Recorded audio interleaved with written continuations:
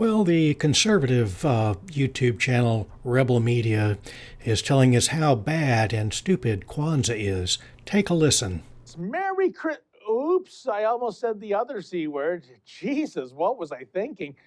But have you ever wondered about the other holidays occurring in December that we need to be so obsessively inclusive over? For those in the Jewish faith, Hanukkah occurs in December.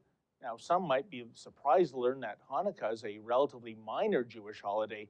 It certainly isn't as important as the big three on the Judaism calendar, namely Rosh Hashanah, Passover, and Yom Kippur. The other non-Christian holiday in December is Kwanzaa. Hey, say what you will about Hanukkah being a B-grade holiday for most Jews, at least Hanukkah is indeed a legitimate holiday. As for Kwanzaa, well, it brings to mind the words of Romulan Senator Vrinic after Starfleet Command tried to dupe him with bogus computer evidence. It's a fake. Yeah, that's right. It's a fake. Indeed, Kwanzaa is a complete fabrication. It's a make-believe holiday invented by an ex-convict, Ron N. Everett, who is known today as Dr. Malona Karinga. Of course, the Christmas story, that virgin birth, the Annunciation of Mary, the three wise men, the star that, you know how you follow stars to where the King of the Jews is going to be born. That's all totally historic. The flight into Egypt, Herod killing all the babies. Yep, that's all a completely true story. That, and then there was the Passover. Passover was certainly the death angel. That's historic. St. Patrick, yeah, running those snakes out of Ireland. Those holidays are completely based on true historic events. Karinga himself openly confessed that Kwanzaa is just a fantasy. He said this, quote, "People think it's African, but it's not. I wanted to give black people a holiday of their own, so I came up with Kwanzaa."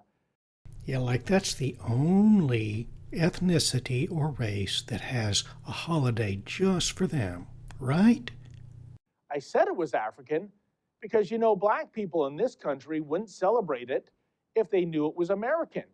Also, I put it around Christmas because I knew that's when a lot of bloods would be partying, end quote. Wow.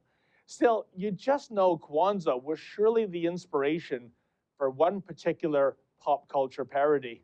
At the Festivus dinner, you gather your family around and tell them all the ways they have disappointed you over the past year. And is there a tree? No, instead there's a pole.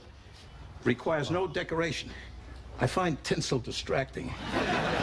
Frank, this new holiday of yours is scratching me right where I itch. Let's do it then. All right. Festivus is back! I'll get the pole out of the crawl space. Still funny after all these years. But you know what isn't so funny, folks? Kwanzaa's founder, Dr. Karinga, he was also founder of the United Slaves, a group that was similar to the Black Panthers. And how about this little nugget? Karinga was convicted in 1971 for torturing two women with a hot soldering iron. In addition to having this nasty penchant for torture, Karinga was also described by a prison psychiatrist as, quote, both paranoid and schizophrenic with hallucinations.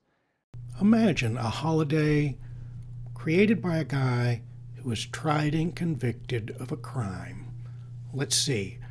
Someone who tortures others. What kind of a guy tortures others? Boy, I sure wouldn't want to celebrate a holiday made for a guy who, well, I don't know, tortures billions of people for all eternity. Who would do that? Not exactly Santa Claus, eh? But hey, we live in a free society, so I guess one can invent a fake holiday and con others to go along with the charade by celebrating it. But does the state have to play along with such nonsense too? Like the state plays along with Easter and Christmas and all those other made-up holidays for fictitious events. A holiday celebrating the Passover, the slaughter of all those Egyptian babies, the death angel. That's totally legitimate.